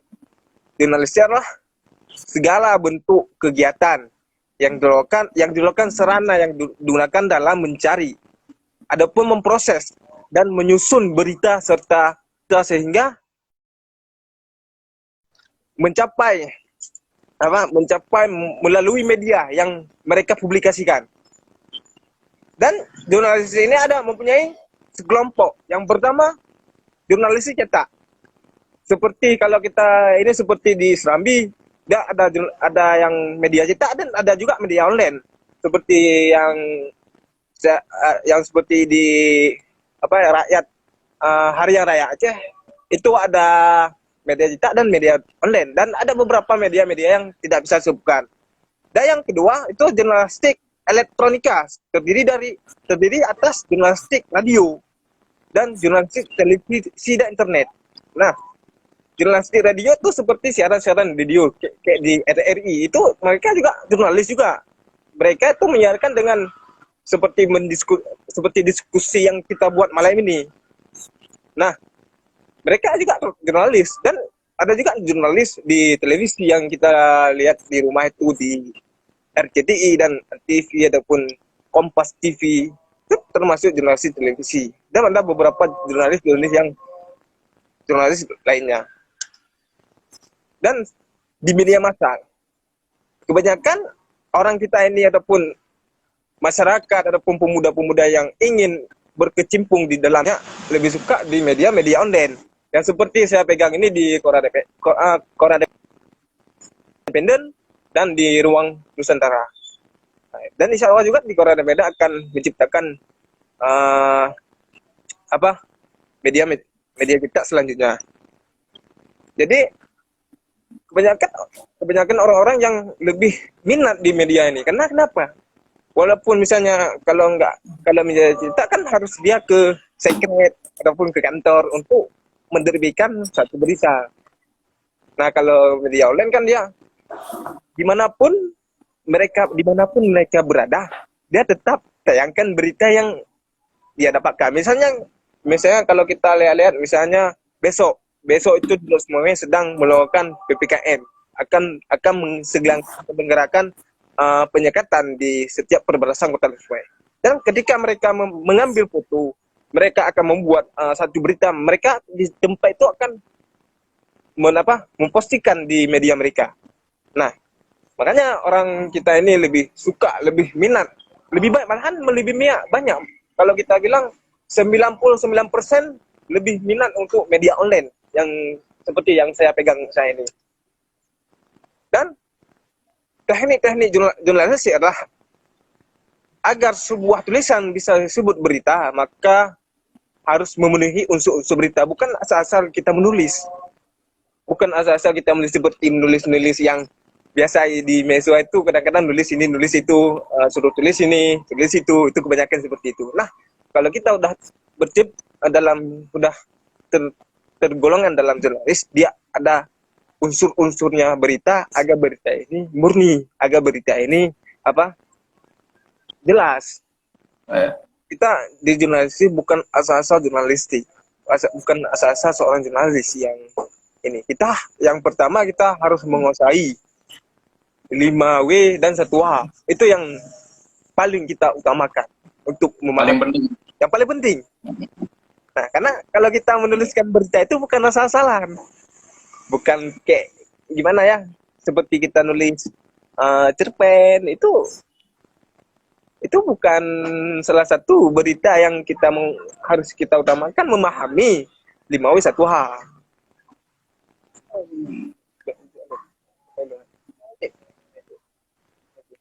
Jadi dengan kita memahami yang disebut oleh 5W 1H, kita bisa insya Allah kita akan tahu apa yang kita tuliskan. Yang pertama itu kita akan mencarikan peristiwa apa yang terjadi. Nah, yang kedua itu siapa yang terlibat dalam satu kasus ataupun satu yang untuk kita tuliskan publikasi, misalnya kayak kecelakaan. Yang pertama, apa yang terjadi di situ. Yang kedua, siapa yang terlibat. Dan yang ketiga, apa yang terjadi. Dan yang keempat itu di mana. Yang kelima, bagaimana kejadiannya. Nah, kronologis itu gimana dari pertama dia misalnya kayak kecelakaan itu dari misalnya kayak dari ujung sana sampai ujung sini. Kayak mana dia tiba-tiba dia ketabrak sama mobil depan. Nah, kalau kita bilang adu kambing lah gitu. Nah, dan ada beberapa yang tahap untuk pencarian berita tersebut.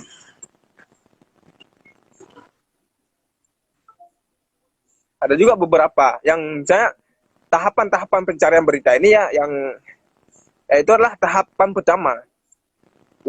Wartawan lah mengumpulkan fakta dari mana saja. Fakta bisa diperoleh dari kejadian yang terlihat, terdengar, dan terbaca informasi pihak-pihak lain. Dan data-data yang dia dapatkan itu adalah data-data valid, bukan asal-asal posting. Nah, kadang kalau kita lihat itu wartawan kadang-kadang sangat tantangan untuk mencari berita, itulah dengan tema hidup mati seorang jurnalis lah. Karena kalau Rizky Maulida sendiri itu biasanya mendapatkan berita itu dari mana aja? alhamdulillah saya di Losmo ini udah koordinasi dengan humasnya Pemko Kota Losmo. Jadi humas mereka akan mengirimkan berita melalui email media. Kadang-kadang gitu. saling berbagi. Kadang-kadang kami dibagi sama kawan-kawan wartawan lain. Nih misalnya kayak ini Ki, ada berita sedikit. Tapi tolong Dedi ya, itulah gunanya. Jadi kami kadang-kadang saling berbagi, kadang-kadang grup itu saling berbagi. Dulu si Hatta pernah buat itu jurnalis berbagi. Gimana? Kenal nggak sama si Hatta? Hatta Artafin, kenal nggak? Dulu dia pernah buat media jurnalis berbagi. Itu mungkin belum belum mengenal karena ini bahwasanya ini baru pertama dalam jurnalis Bang. Karena saya dapat motivasi dari enggak, dia sekarang sudah fokus. Enggak, dia si Hatta sekarang dia sudah fokus di blockchain, jadi dia udah off dari jurnalis. Oh, mungkin belum. Karena yang di semuanya itu Bang, tiba beberapa yang saya kenal Bang. Ada beberapa kali saya kenal karena pas saya masuk jurnalis itu pas bulan kemarin, berapa bulan kemarin. Jadi, yang masih baru ya. Kuliah di YI ini kan jurusan komunikasi dan penyiaran Islam. Nah, itu kan salah satu ini jadi praktek ilmunya langsung dia. Yang pertama saya termotivasi untuk masuk dalam dosen saya yaitu Pak Hamdani. Beliau adalah senior wartawan Serambi di Aceh Utara. Beliau tinggal di Aceh Utara. Jadi saya pernah MK Pak Hamdani ya. Pak Hamdani. Beliau dosen saya di kenal jurnalistik. Nah, ya. Kadang di ruang kami itu menjelaskan tentang kode etik jurnalistik, kode itulah cara mencari berita. Karena pas beberapa hari yang saya ketika saya mengambil MK beliau, saya termotivasi untuk berkecimpung di wartawan ini, Bang. Seorang wartawan Rizky Maulida yang sudah masuk dalam dunia jurnalis dan juga wartawan, bagaimana cara mengolah sebuah berita yang terdapat di lapangan? Ini khususnya agar penulis-penulis pemula juga bisa mengetahui tentang profesi dalam jurnalistik itu ke dalam sebuah berita. Misalnya berita yang ada di lapangan, yang dia dapatkan di lapangan, yang dia langsung, dia bisa menuliskan dalam berita. Jadi ketika berita sudah didapatkan, bagaimana cara mengolahnya? Kalau misalnya berita ini yang sudah kita dapatkan di satu tempat, cara mengolahnya Bang? Ya. Nah, seperti yang kita bilang tadi, Cara Bang, mengolahnya untuk jadi berita. menjadi sebuah berita yang sempurna, Bang. Ya. Jadi kalau berita dituliskan tapi tidak dipublikasikan ke media, itu bukan berita. Itu bukan berita, tapi simpanan. Ya. Kalau misalnya berita itu sudah didapatkan, tapi Ya. nggak mau dipublikasikan, itu Berita itu simpanan.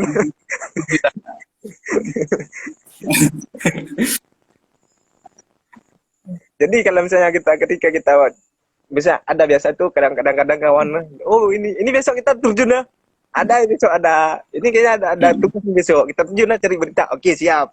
Nah malah ini udah dikabari, kayak besok nanti, besok mungkin ini tadi ada di telepon sama kawan juga mengenai tentang mengenakan tentang penyekatan di Lusmo itu besok. Mungkin ada beberapa titik yang akan mereka terjun lapangan oleh aparat ataupun saga-saga COVID. Nah, jadi tugas kami itu meliput. Nah, di situ kami akan mendapatkan berita-berita yang jelas dan yang berita-berita valid. Malahan aparat itu panitia yang untuk penyekatan itu mengajak media-media ini untuk membantu mengenai tentang penyekatan dan untuk membantu untuk publikasikan di media. Jadi kan kalau sebuah berita sudah jadi, misalnya kita sudah menemukan berita, kan kita sudah ketik ini. Nah, ini berita ini yang sudah kita ketik ini, kita kirimkan kemana ini? Kalau ini ya dengan istilahnya jurnalisme warga. Kalau di koran-koran atau di portal biasanya ada namanya jurnalisme warga. Itu biasanya dikirimkan gimana? Kita mengirim sebuah berita ke sebuah portal oleh orang yang bukan jurnalis supaya jadi berita. Gitu.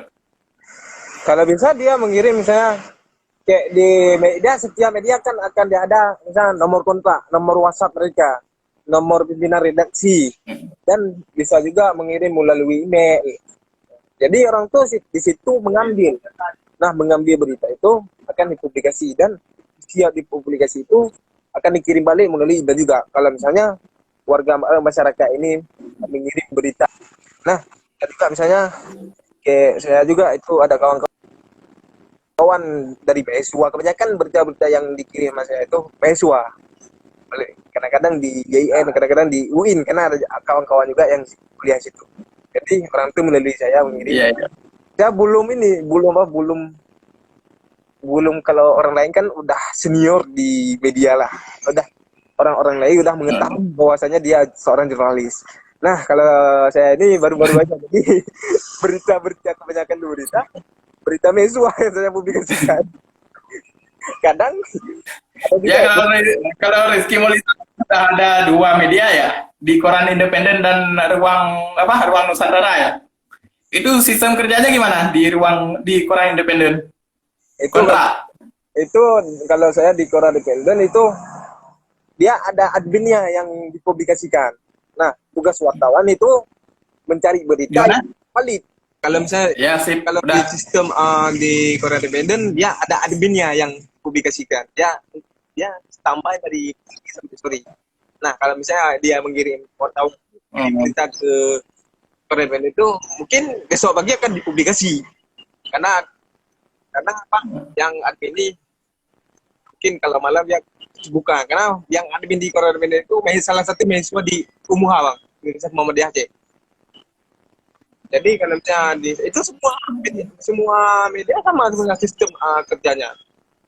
Ada misalnya wartawan bisa diberitakan, kayak saya ini di Koran itu perwakilan di Lusmawe. Nah, kita harus berita yang di Lusmawe semua.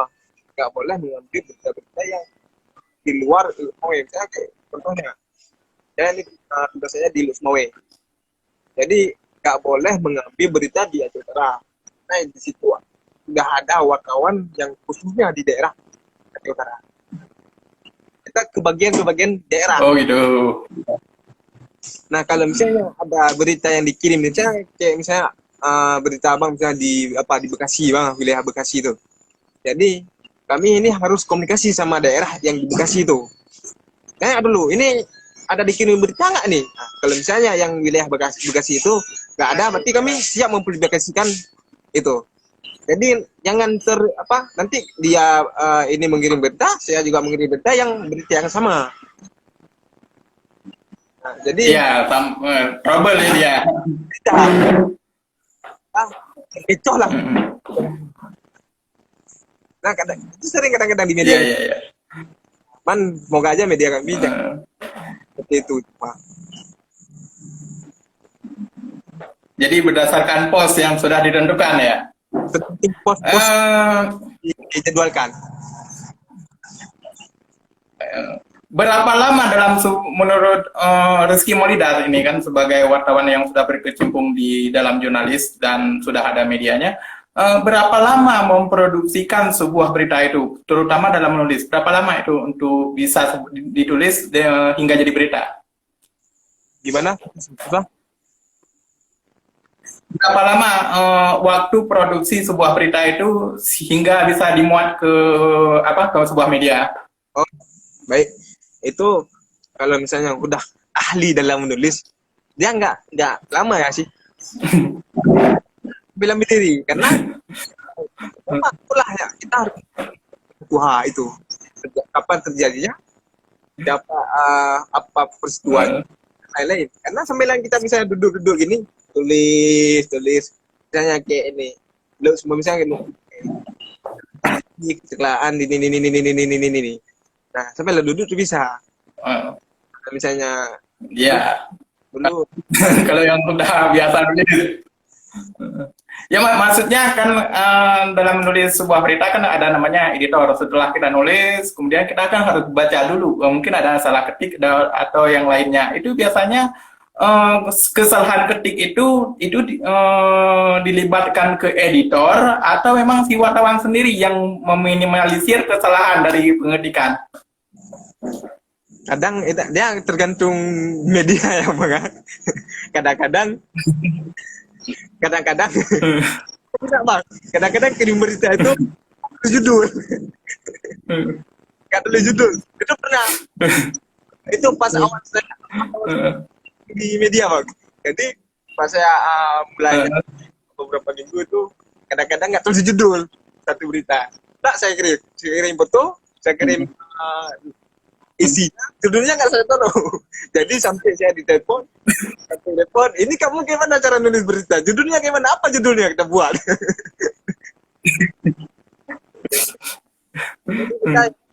Kalau misalnya wartawan udah senior, mungkin orang tuh udah tahu kayak mana sistemnya, cara penulisannya. Jadi kalau formula, mungkin dibina dulu cara nulisnya gini-gini, bukan diajarin karena ini kan kadang wartawan tuh jauh nggak dekat sama kantornya, jadi melalui WhatsApp lah.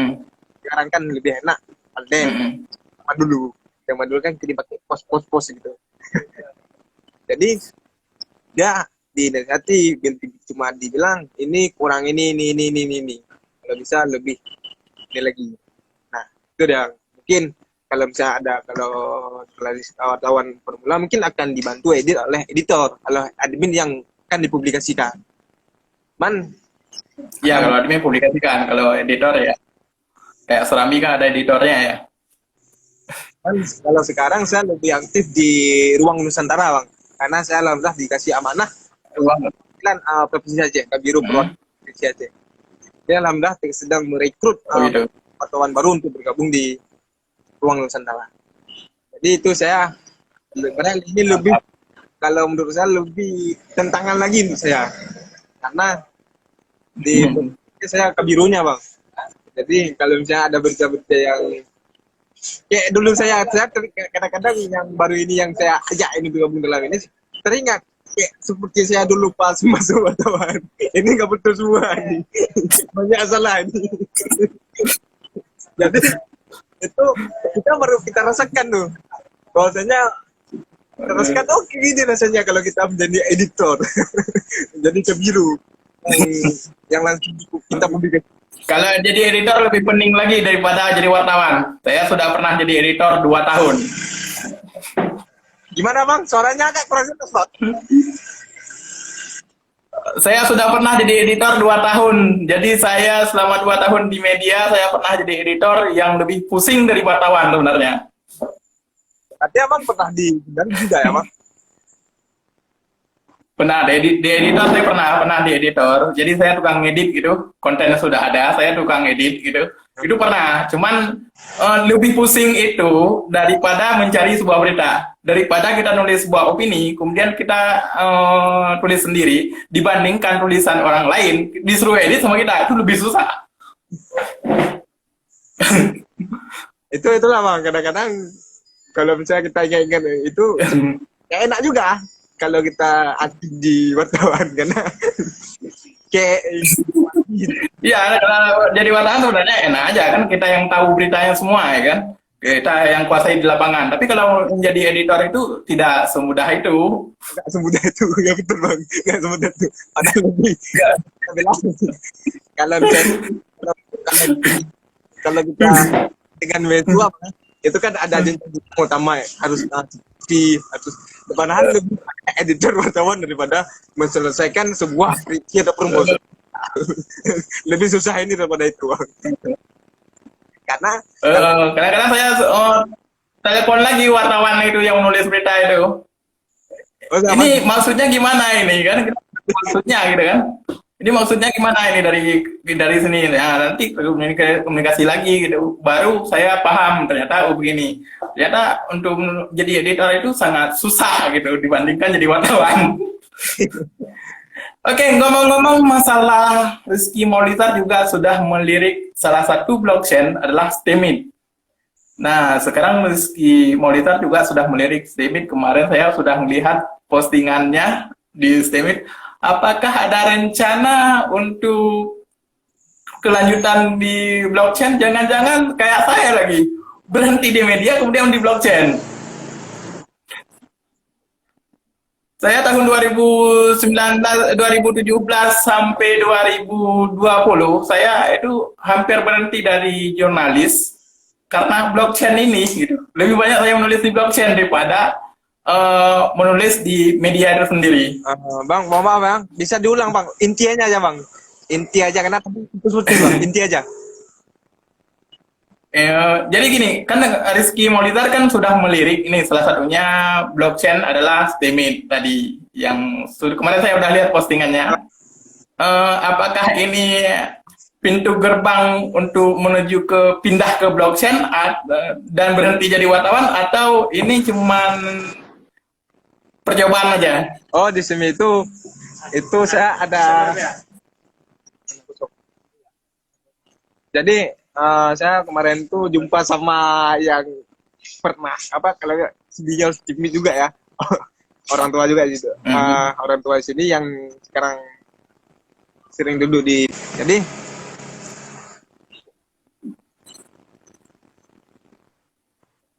Jadi saya kadang-kadang kena efeknya duduk dengan orang tua, yang malahan orang tua ini yang aktif di Steemit. Jadi karena waktu itu saya sharing mengenai tentang ini, saya ini katanya coba uji coba di Steemit.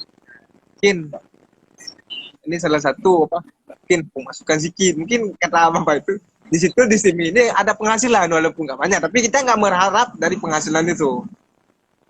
Kita yang kita harap, kita jadikan media ini untuk untuk kita jadikan media ini untuk bermanfaat bagi orang. Nah, kenapa? Karena kan generasi milenial tuh dengan media yang sekarang ini. Apalagi kita semakin kalendernya berubah, semakin hari demi hari teknologi akan berkembang. Jadi kalau kita lihat, kan kita balikkan di tahun-tahun kemarin, kita buka di tahun 2021 yang penuh cerita, kita kebanyakan pemuda-pemuda sekarang yang tidak tahu apa itu media. Karena kalau sudah kebanyakan di Instagram dan Facebook, udah jadi media baru sekarang. Apalagi teknologi yang luar biasa berkembang ya, Pak. Jadi saya di sini cuma sekarang ada komunitasnya. Halo? Mana, Bang? Terputus. Di Steamit sudah ada komunitasnya belum? Alhamdulillah kemarin ada yang ajak gabung, jadi yang ini yang daftar itu senior bapak-bapak itu. Karena kemarin saya duduk sama bapak-bapak itu sama abangnya apa? Siapa? Oh, Mami. Abang iparnya Bang Musakim. Nah, abang iparnya Bang Musakim. Siapa? Jadi kemarin saya sempat duduk di rumah Bang Musakim, demisioner, ada salah satu demisioner kami itu. Beliau mempunyai abang ipar di STIMI. Jadi saya terikut termotivasi juga. Saya penasaran apa itu STIMI. Jadi saya pelajari tentang STIMI. Jadi saya ingin bergabung di STIMI. Jadi pas malam minggu ya. Kalau orang lain malam minggu itu malam yang penuh gembira. Saya malam minggu buka laptop, Ustaz. Itu mungkin sebabnya jomblo ya. Jadi waktu itu bapak itu yang daftar akun saya di STIMI. Itu alhamdulillah saya cuma baru 2 postingan yang saya publikasi di STIMI. Yang pertama postingan tentang pengenalan diri. Yang kedua kemarin saya ada acara mahasiswa itu pelantikan badan eksekutif mahasiswa. Itu yang cuma 2 sama itu yang saya publikasi. Oke, nanti kita sharing-sharing lah tentang STIMIT. Siapa tahu saya aktif lagi nanti. Kalau ada komunitasnya saya bisa aktif. Cuman komunitas saya sudah mati. Jadi saya makanya nggak aktif lagi karena nggak ada komunitas. Tapi kalau ada komunitas STIMIT masih lumayan sih. Ya Bang. Saya lari dari STIMIT itu karena nggak ada lagi komunitas. Tapi kalau ada komunitas masih aman itu di STIMIT. Itu kemarin smart. Oke, terima kasih Rizky Maulidar, dan dari netizen juga tidak ada pertanyaan. Kemudian ada yang mau disampaikan atau closing statement dari Rizky Maulidar? Baik, saya cuma menyampaikan ini cuma satu motivasi ya, bukan motivasi ya. Satu yang membuatnya termotivasi dalam berkarir ini. Jadi saya pernah duduk dengan senior saya di waktu di Banda itu, katanya itu terlalu banyak ya memberi motivasi kepada saya, cuma berapa kata ataupun berapa baris. Katanya sering-seringlah duduk dengan orang-orang hebat. Kalau kita ingin menjadi orang hebat, duduklah dengan orang-orang hebat. Nah, dari situ kita mengetahui apa dari perkataan itu kita tafsirkan bahwasanya kalau kita duduk dengan orang hebat, di situ kita akan mendapatkan pengalaman dia. Jadi dengan mempunyai pengalaman pengalaman dia itu kita termotivasi. Kalau misalnya kalau udah mendapatkan motivasi, kita akan melaju. Nah, pantang untuk mundur. Mungkin kawan-kawan semuanya jangan pantang menyerah dalam hal apapun. Karena kalau kita bersama Allah Subhanahu wa taala itu akan mendukung kita. Akan memberi jalan yang terbaik. Akan memberi jalan yang lurus, siratan mustaqim ya. Yeah. Itu saya yang dapat saya sampaikan. Mungkin saya tidak banyak pengalaman saya, malahan lebih banyak pengalaman Abang sebetulnya. Ya, makanya kita sharing ini. Lebih banyak pengalaman Abang daripada saya. Saya takut juga Bang cara memberi paparan ini Bang, berdiskusi sama, kalau kita bilang sama senior. Takut nanti salah ngomong. Kalau misalnya kita ngomong sama senior itu terus salah ngomong kan, minimal ditonjok lah. Kalau tapi ini enggak lah, kalau kita kan ini kalau namanya belajar kan tidak mengetahui umur senior bukan senior, itu kan kalau dalam istilah belajar kan enggak ada ya. Jadi mau dia senior maupun bukan senior, kita ya tetap bisa mendapatkan ilmu dari mana saja gitu. Dan kepada pemirsa terbaik pada malam hari ini, yang terima kasih juga sudah menonton pada malam hari ini. Jadi bagi kalian semua yang ingin terjun ke jurnalis atau ke dalam dunia tulisan, menulis, silahkan menulis apapun yang ada di pikiran kita. Jangan takut salah, Karena karya yang terbaik adalah karya yang tidak pernah dipublikasikan. Maka jangan pernah untuk berkarya, karena semua karya yang sudah dipublikasikan pasti tidak sempurna. Terima kasih kepada Rizky Molinar telah bergabung dengan saya, Amri Adian Masjidi, dan sampai jumpa juga di edisi berikutnya untuk kepada yang lain, kepada pemirsa semua. Insya Allah setiap malam minggu kita akan live dalam seni malam mingguan. Nanti narasumber akan kita hubungi di edisi berikutnya. Oke. Terima kasih. Assalamualaikum warahmatullahi wabarakatuh. Waalaikumsalam warahmatullahi wabarakatuh.